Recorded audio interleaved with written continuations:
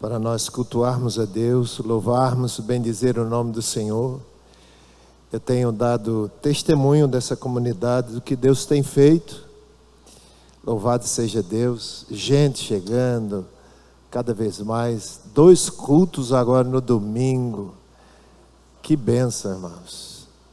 Janeide fala toda orgulhosa aqui da igreja.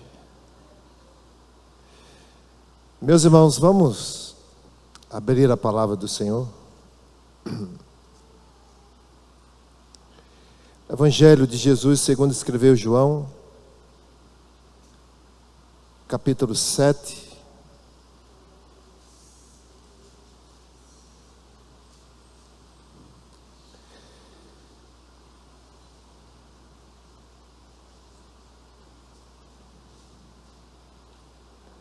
Evangelho de Jesus segundo escreveu João, capítulo 7.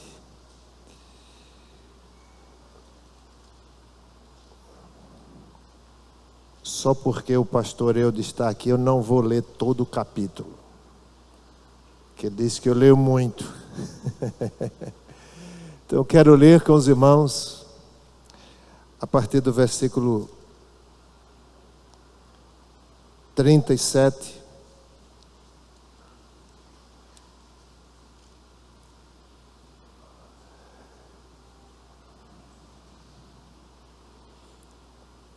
Capítulo 7 de João, versículo 37. Diz assim a palavra do Senhor.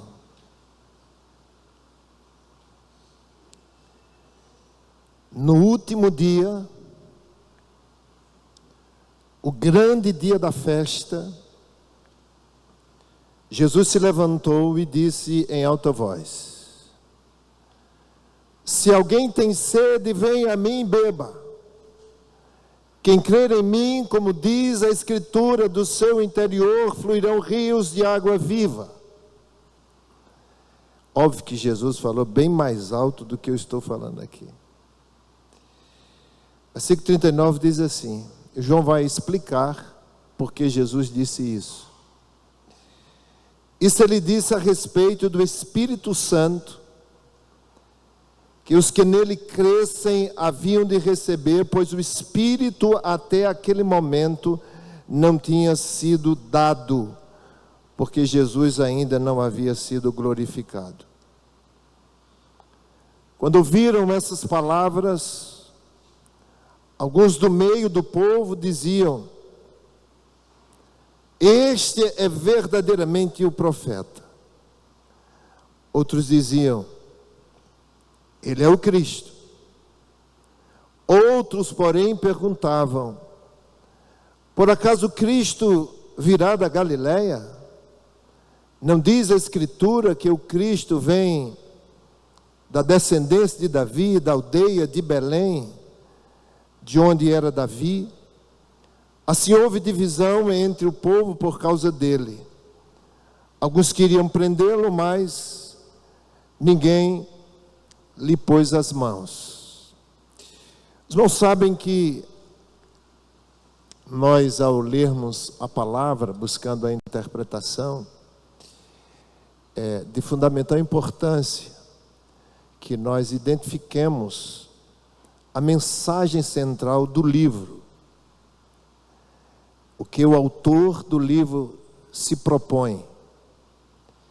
E graças a Deus que nós temos excelentes comentários hoje, nós temos muitos bons livros, afora a iluminação do Espírito, obviamente, para nos ajudar na interpretação da palavra de Deus.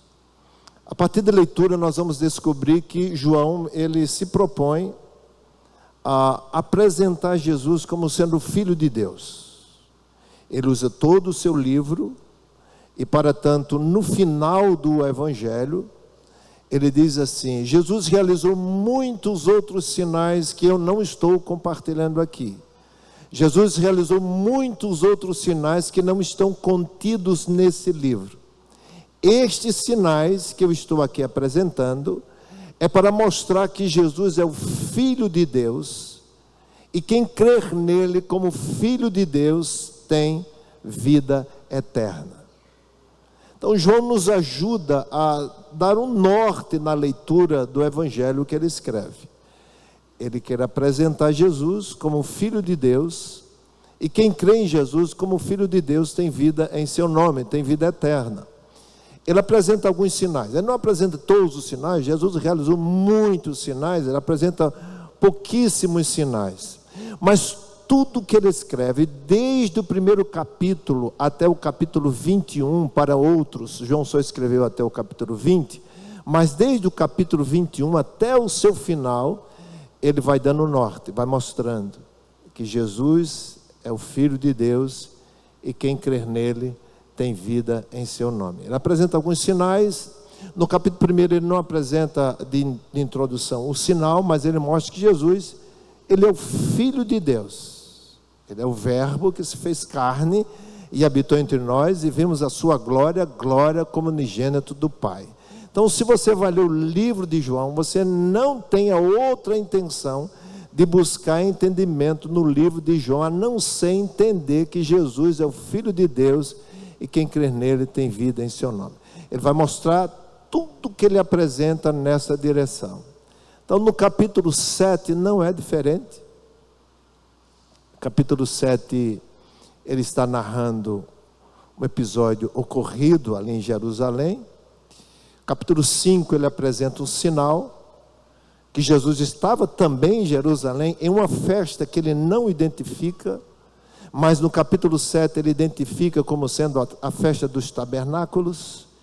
No capítulo 5, Jesus estava numa festa, e havia um tanque, chamado Betesda, com alguns pavimentos, e ali, com o tempo, foi desativado para a purificação dos animais, e isso se tornou um local onde coxos, paralíticos, enfermos procuravam aquele lugar, porque corria a conversa de que em tempos e tempos um anjo do Senhor descia, agitava aquelas águas, e o primeiro que entrasse lá dentro seria curado. Por isso muitos mancos, paralíticos, aleijados eram colocados ali, eram levados para aquele lugar. E Jesus estava numa festa ali em Jerusalém.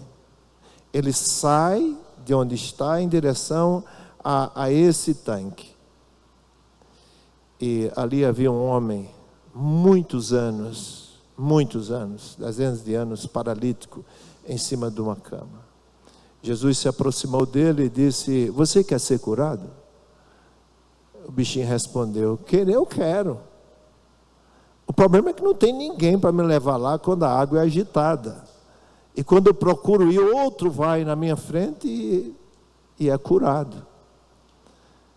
Jesus disse: pega a sua cama, pega a sua maca, vá para casa. À mesma hora, aquele homem ficou em pé, foi curado. E ao invés dele ir para casa, para onde ele vai? Ele vai para o templo. Isso, irmãos, provocou uma confusão. Os fariseus e os escribas, vendo aquele homem carregando a maca, interpretou que ele estava trabalhando no dia de sábado. Ele não podia trabalhar no dia de sábado. Esses homens, ao invés de ver a bênção de Deus na vida daquele homem, viu a quebra do mandamento do Senhor segundo Moisés. E começaram a questionar o homem: quem foi que fez aquilo? Quem foi que fez aquilo? De maneira que tomaram conhecimento que havia sido Jesus. E a partir daí perseguiam Jesus para matar Jesus, porque Jesus, além de dizer que era o Filho de Deus, havia violado o sábado. O que acontece? Jesus sai da Judéia, ele vai para a Galiléia, lá na parte norte. Ele não quer mais voltar por enquanto para a Judéia, e agora, nesse intervalo de uma festa para outra, ele está na Galiléia. E a festa dos tabernáculos era a terceira festa mais frequentada ali em Jerusalém. A festa demorava dias, 7 dias de festa. A palavra de Deus diz em Zacarias que eles deveriam anualmente subir a Jerusalém para festejar a festa dos tabernáculos. Eles montavam cabanas em Jerusalém, armavam cabanas, passavam 7 dias ali naquela cabana. Era uma coisa interessante. E os irmãos de Jesus falaram com o Senhor: olha, está acontecendo a festa dos tabernáculos. É uma oportunidade para você aumentar o seu número de discípulos. É uma oportunidade para você levantar mais seguidores. Desça para Jerusalém. Jesus disse: o tempo de vocês não é o meu tempo. Essa não é a minha hora. Vão vocês podem ir. E eles foram a Jerusalém. João narra que no 3º dia de festa, já haviam se passado esses dias, agora o 3º dia da festa, Jesus resolve ir para Jerusalém. Mas ele não se apresenta dizendo: olha, eu cheguei, eu estou aqui. Mas antes de Jesus chegar, aquelas conversas de um com o outro, os judeus perguntavam um ao outro: cadê ele? Nós não vimos mais ele por aqui, onde é que ele está? E eles conversavam, perguntavam: por que ele não veio? Vocês viram ele por aí? Não, nós não vimos. E onde é que ele está? Mas Jesus, ele secretamente estava ensinando no templo. E alguns judeus viram Jesus ensinando no templo e disseram: ora, ele está no templo. Os fariseus não queriam matar ele, como é que ele está no templo? E Jesus estava ensinando no templo. Alguns olhavam para Jesus, ouviam o Senhor e dizia: ele é o profeta, ele é o Messias. Outros diziam: não, ele não é, porque da Galileia. De onde vem um profeta? Nós nem sabemos de onde vem o Messias. Ele é da Galileia, natural da Galileia, não pode ser o Messias. E eles ficavam nessa conversa, disputando entre si, de maneira que chegou aos ouvidos dos escribas, dos sacerdotes. E eles mandaram prender Jesus. Eles se levantaram para prender Jesus. Eles queriam a todo custo prender Jesus. E o Senhor estava ali. João diz que no último dia, como era celebrada a festa? Eles liam Zacarias no primeiro dia, a festa era aberta, como a leitura de Zacarias, capítulo 14, versículos 16 e 17, dizendo que todos deveriam subir para Jerusalém para celebrar a festa da Páscoa. Jerusalém estava tomada de gente, era gente vindo de todas as partes. E o sacerdote escalado, preste atenção nisso, havia vários sacerdotes, mas era escalado um sacerdote. O sacerdote escalado pegava um cântaro de ouro, ia até o tanque de Siloé, enchia aquele cântaro de água e colocava no ombro, e toda aquela multidão ia seguindo o sacerdote do tanque de Siloé até o templo. Eles iam cantando salmos, entre eles dos salmos 113 ao 118. Eles iam cantando salmos. E eles, nesses últimos dias, os católicos comemoravam a Semana Santa, né? E teve o dia de Ramos. Eu não sei se você já participou disso, mas eles faziam algo semelhante com palmeiras e salgueiro. E na mão direita eles levantavam palmeiras e salgueiro, e iam seguindo o sacerdote, na mão direita com palmeiras e salgueiro, e na mão esquerda com um pedaço de fruta cítrica, e eles iam seguindo o sacerdote. Iam naquele cortejo, celebrando, celebrando, celebrando, seguindo aquele cortejo. E quando chegavam no templo, o sacerdote dava uma volta no templo e eles gritavam: deem graças ao Senhor, deem graças ao Senhor, deem graças ao Senhor. E o sacerdote pegava aquele cântaro e derramava aquela água no altar. Qual era o objetivo dessa celebração? Louvar a Deus,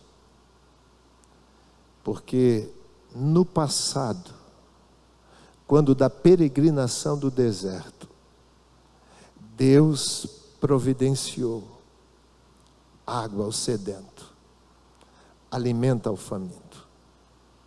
Então o objetivo era eles celebrarem a Deus, dar graças a Deus, lembrar daquilo que Deus fez na vida deles. Enquanto eu estava meditando nessa palavra, irmãos, eu disse: meu Deus, que coisa profunda. Você vai entender por que Jesus ficou em pé no último dia e falou o que ele disse. Segundo dia a mesma coisa, iam no tanque de Siloé, enchia o cântaro de água, voltava o sacerdote à frente, eles atrás, da mesma forma. No último dia, o grande dia, eles saíam do tanque de Siloé até o templo 7 vezes.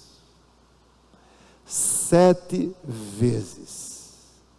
E foi nessa última vez que o sacerdote estava fazendo o seu ritual, que Jesus ficou em pé, falou bem alto: se alguém tem sede, venha a mim e beba. Presta atenção no que Jesus fala.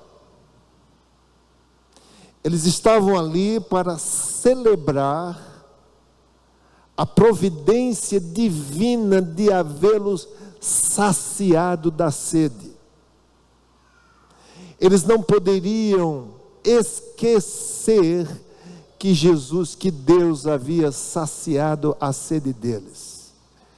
Ano após ano, deveria ser lembrado dos feitos do Senhor. Eles estavam ali para lembrar disso.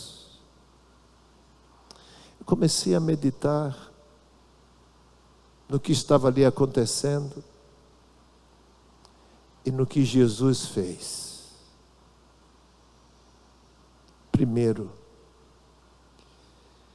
o povo estava celebrando a provisão de Deus por haver saciado a sede do povo, mas aquelas pessoas estavam sedentas na alma. A pior sede é a da alma. Nós estamos com igrejas cheias. Nós a cada dia crescemos. As estatísticas dizem que o número de evangélicos tem crescido bastante. Igrejas com 2.000, 3.000, 5.000, 10.000 pessoas em culto. Mas almas sedentas. Pessoas que ouvem o Evangelho. Pessoas que cantam. Pessoas que participam dos rituais semanalmente. Mas sedentas. Sede de Deus, o vazio enorme na alma, angustiadas, sem esperança, sem expressão de alegria, porque não têm vida, estão sedentas. Eu comecei a pensar, irmãos, os rituais acontecem toda semana. Semana após semana acontecem os mesmos rituais. Não mais anualmente como no tabernáculo, mas semana a semana. Quantos sacerdotes são escolhidos para estarem à frente das pessoas? Sacerdotes são escolhidos por eleição, sacerdotes são escolhidos por indicação, sacerdotes são escolhidos por opção. É o que nós vemos. Sacerdote à frente das pessoas, realizando semana após semana os mesmos rituais para pessoas sedentas. Se nós formos conversar com muitos irmãos que vivem dentro das igrejas, como está o seu coração? Como está a sua alma? Que expressão você tem denunciado a Deus pelo que Deus fez em sua vida? Como cotidianamente, como diariamente, você tem expressado em sua vida os feitos de Deus em você? Nada. Acorda de manhã, vive o dia inteiro, não tem nenhuma expressão de adoração a Deus, é só ritual. Eu amo meu pastor, eu faço tudo o que meu pastor fala. O pastor disse que é para ir na igreja na terça, eu vou na terça. Disse que é para ir na igreja na quinta, eu vou na quinta. Disse que é para ir no domingo de manhã, eu vou no domingo de manhã. Domingo de noite, eu vou no domingo de noite. Eu vou, eu participo do culto, eu dou meu dízimo. Eu toco no louvor, eu toco na bandinha, eu faço isso, eu faço aquilo. Só ritual. Você está entendendo o que eu estou falando? Seguindo após o sacerdote. O sacerdote pegava o cântaro, colocava no ombro, e eles iam atrás cantando. Eles cantavam do Salmo 113 até o Salmo 118. Cantavam, ovacionavam, mas sedentos. Nós escolhemos os sacerdotes. Nós vivemos os rituais. E ficamos tristes se nós perdermos um dia de culto. Mas a nossa vida é um culto ao Senhor, a nossa vida é vazia, nossa alma é sedenta. O que nós temos dado ao Senhor diariamente?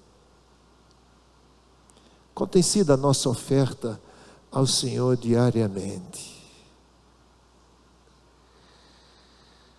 Saíam do tanque de Siloé até o templo, em peregrinação, o ritual. O lugar de cultuar para eles era o correto. Aquela água em simbolismo não era derramada no tanque de Siloé, era derramada no altar, no templo. As pessoas estão no templo, mas sedentas. Sedentas. Eu converso com muitas pessoas. E elas dizem que não tem mais a mesma motivação. Eu converso com alguns pastores, os pastores dizem: pastor, tanta gente desmotivada na igreja.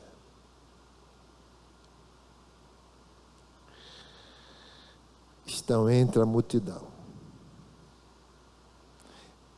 Estão vivendo o ritual. Estão no lugar em que eles acham que é o certo, que é o templo, a casa de Deus, onde se deve sacrificar, onde se deve buscar a Deus. Mas estão sedentos. A alma com sede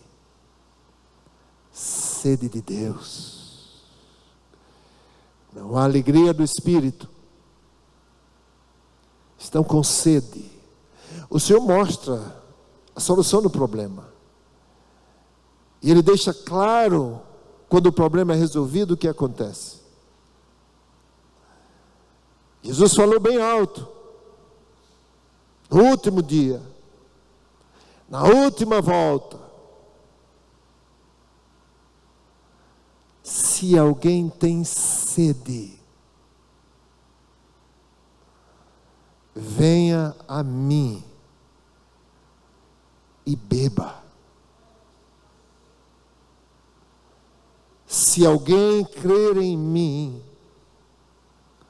como diz as Escrituras, do seu interior fluirão rios de água viva.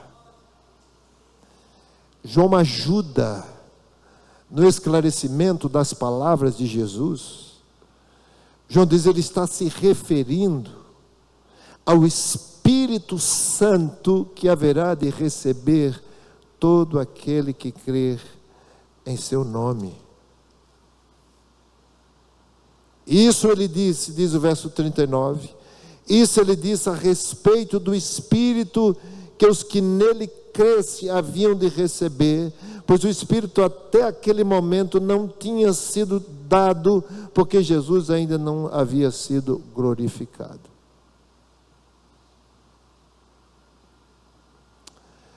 É evidente, segundo as Escrituras, se o Espírito do Senhor não está em você e não denuncia a sua presença, percebam, flui, não é nada forçado, o Espírito flui, o Espírito denuncia. Se você não tem o Espírito Santo e não é visto em sua vida, você ainda está com sede. Porque a palavra do Senhor é verdadeira. Você pode ter ido a Jesus. Quem tem sede. Você pode ter reconhecido a sua sede, o seu vazio, a sua necessidade, angústia profunda em seu coração, vazio na sua alma. Você percebe que a vida não faz sentido. Você percebeu que está com sede. Primeiro passo é perceber que está com sede. Você percebeu que está com sede. Depois você vai a Jesus. Quem tem sede, venha a mim e beba. Você pode ter ido a Jesus, mas não ter bebido. Não ter bebido. Acreditar que Ele é aquele que preenche o vazio da sua alma. Você acreditar que Ele é tudo para você. Você acreditar que sem Ele você não é absolutamente nada. Você se sentir plenamente satisfeito em Cristo. Isso é beber do Senhor. Mas se você se entrega com reservas, se o Senhor não é o Senhor por completo da tua vida, se você não se entregou ao Senhor sem reservas, você não bebeu. Se você tem dúvidas, você não bebeu. Se você acha que existem coisas em sua vida que você ainda pode resolver sem intervenção divina, você ainda não bebeu. Você precisa crer nele, como ele mesmo diz: se alguém crer em mim, como diz as Escrituras. Tem muita gente crendo em Jesus, mas não como diz as Escrituras. É como os profetas dizem, que Ele iria saciar a sede, transformar a vida, dar uma nova vida. Beba. Dele flui um rio a jorrar para a eternidade. E sabe qual é esse rio? Espírito do Senhor. Nós temos lutas, nós temos desafios,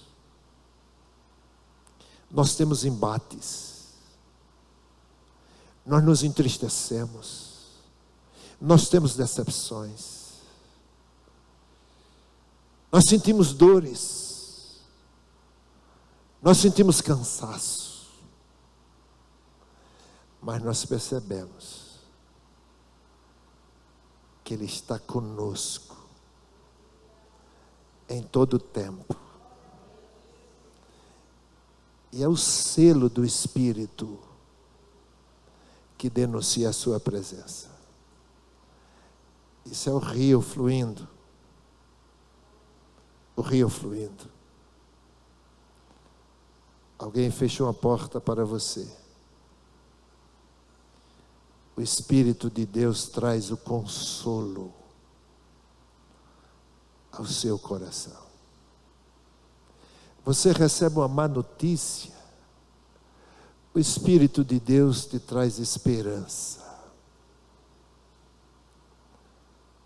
Você é deixado para trás, o Espírito de Deus renova a sua esperança. Isso é o rio fluindo até o fim. Até o fim. Eis que estarei convosco todos os dias, até a consumação dos séculos. Alguém diz não para nós.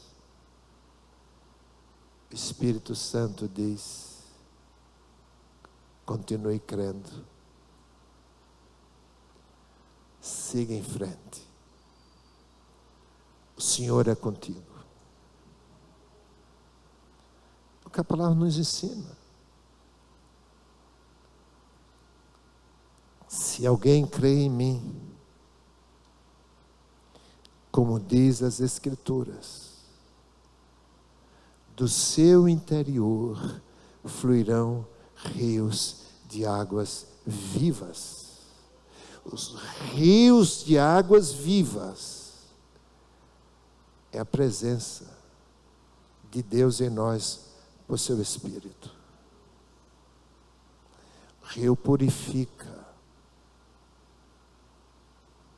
Rio purifica.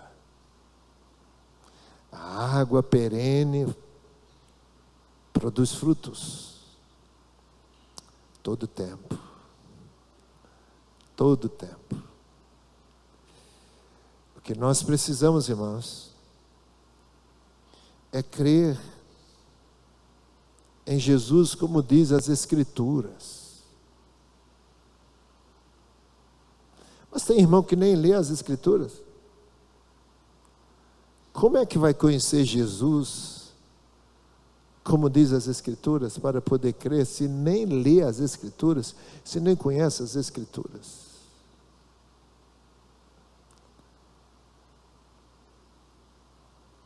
Creia. Creia. O que nós temos que fazer é apenas crer. Crer. O fluir é do Senhor.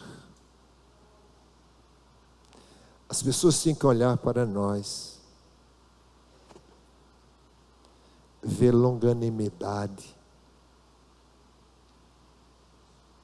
As pessoas têm que olhar para nós e ver bondade. As pessoas têm que olhar para nós e ver domínio próprio. As pessoas têm que olhar para nós e ver mansidão, temperança, amor. Porque em nós está fluindo esse rio, que é o Espírito Santo de Deus. E essa água, simbolizada pelo Espírito, ela vai nos purificando. Vai nos purificando. Nos moldando a imagem de Cristo Jesus. De forma que aqueles que de fato têm um rio a jorrar para a eternidade, cada vez mais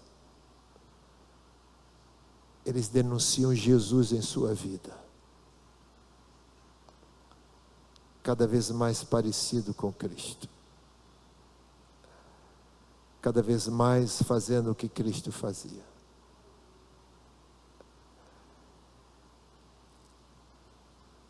Algumas pessoas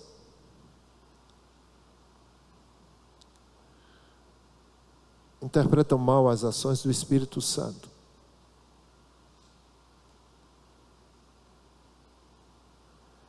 Eu vou orar por você, alguém diz. Você vai ficar curado. Porque o Espírito está em mim. A palavra de Deus diz, irmãos, que muitos vão orar por enfermos, que serão curados, mas naquele grande dia Jesus vai dizer: eu não conheço você, aparte-se de mim, você não creu em mim, como dizia as Escrituras, no seu interior não se fez um rio a jorrar para a eternidade. Mas Senhor, eu orei pelo enfermo, ele foi curado. Eu profetizei em teu nome. Eu não conheço você. Eu não conheço você. Só quem crer em Cristo Jesus, como diz as Escrituras, do seu interior. Irmãos, não é nada forçado. Eu vou fazer porque o pastor Rony pode ver que eu não estou fazendo. Eu vou tratar o irmão bem. Eu vou ser longânimo com ele porque eu sou da igreja, tem que ser longânimo.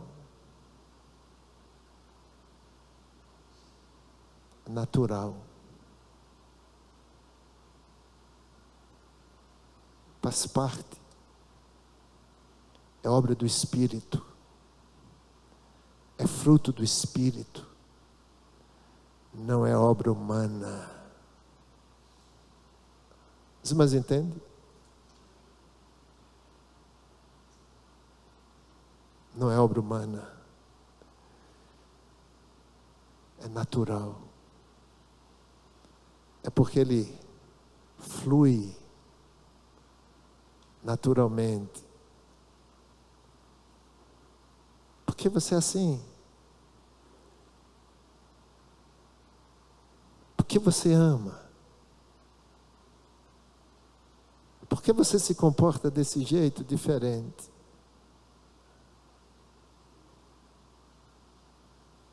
Por causa do rio que passa dentro dele e flui.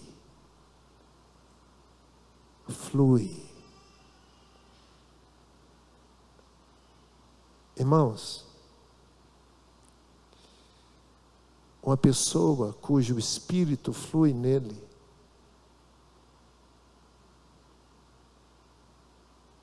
as pessoas gostam de tê-lo perto.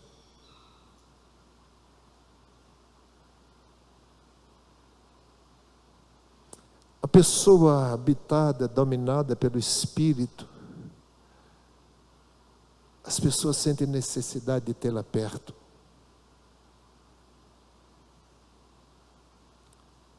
Saul precisava de Davi na sua perturbação.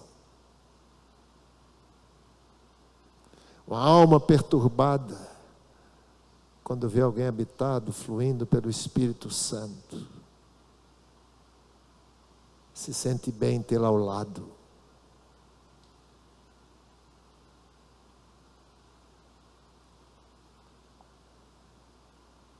Seja assim.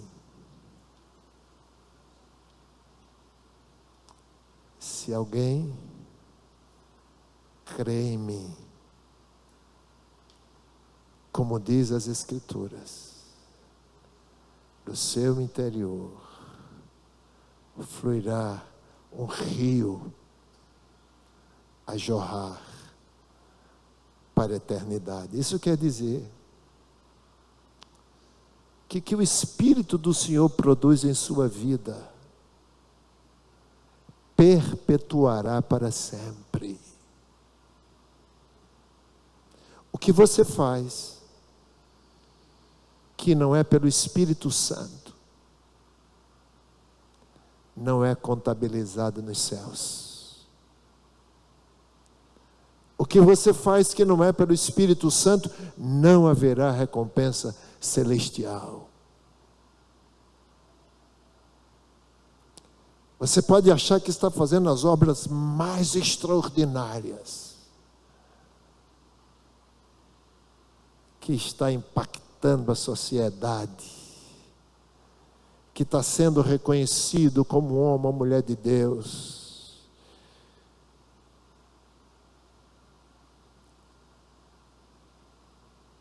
Jorrará para a eternidade. A obra do Senhor em nós, pelo Espírito Santo, nos garante estar com o Senhor pelos séculos dos séculos. E seremos recompensados por tudo que o Espírito de Deus fez através de nossas vidas.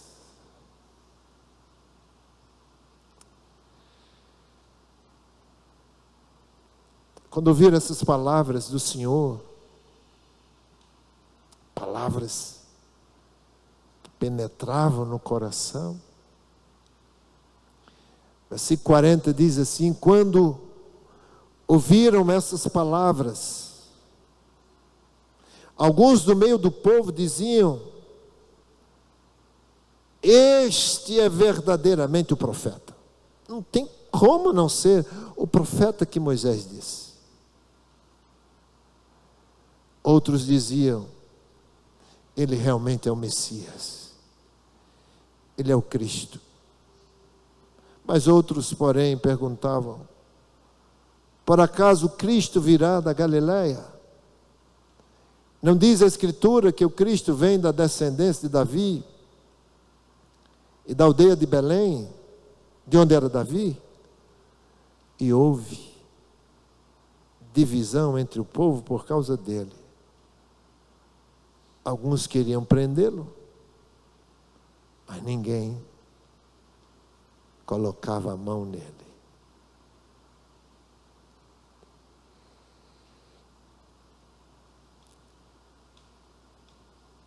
Os guardas, designados pelo sacerdote e os escribas, que foram prender Jesus, quando ouviram essas palavras do Senhor, voltaram, não prenderam Jesus. Os escribas e os sacerdotes disseram: por que vocês não prenderam ele? E eles disseram: jamais alguém falou como este homem. Nunca vimos uma pessoa falar como esse homem. Ele fala de maneira convincente. Ele fala como quem tem autoridade. Eles disseram: será que até vocês também foram enganados? Deixa que nós vamos resolver o problema. Nós vamos resolver o problema. E João segue narrando os fatos. E João diz que Jesus vai para o Monte da Galileia. Jesus vai para o Monte das Oliveiras. E de madrugada ainda, eu não encontrei na Bíblia ainda que Jesus tivesse dormido em Jerusalém. Depois vou perguntar aos estudiosos. Eu nunca vi. Ou ele ia para Betânia, para a aldeia, ou ele ficava no Monte das Oliveiras. Eu não vi ainda Jesus pernoitando em Jerusalém. De madrugada, ele voltou para o templo para ensinar.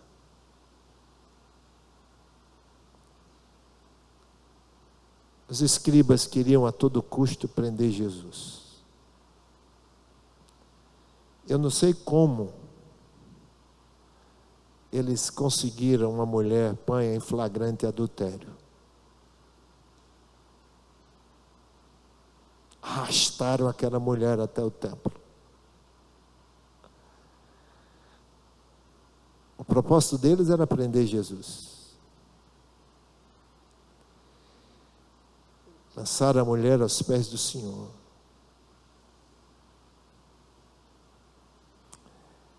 Queriam provar Jesus. Pegar Jesus numa contradição para ter argumento de prendê-lo. Mestre, essa mulher foi surpreendida em flagrante adultério. A lei dizia que os dois deveriam ser apedrejados, mas só levaram a mulher. E na lei de Moisés diz que ela deve ser apedrejada.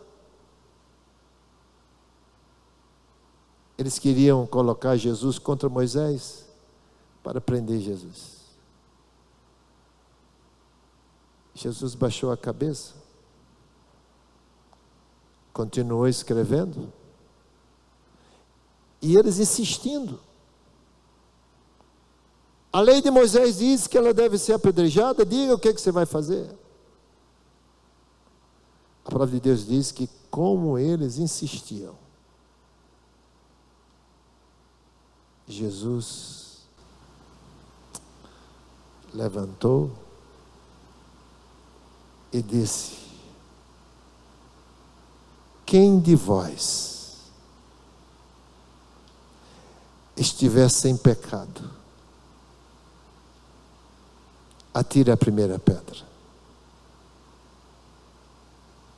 Os que queriam prender Jesus, diante dessa palavra do Senhor, foram embora.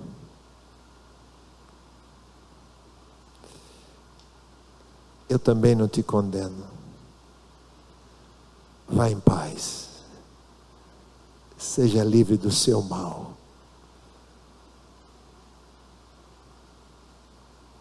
Meu irmão, minha irmã,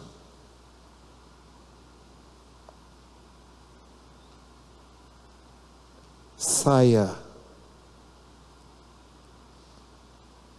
do ritual de purificação.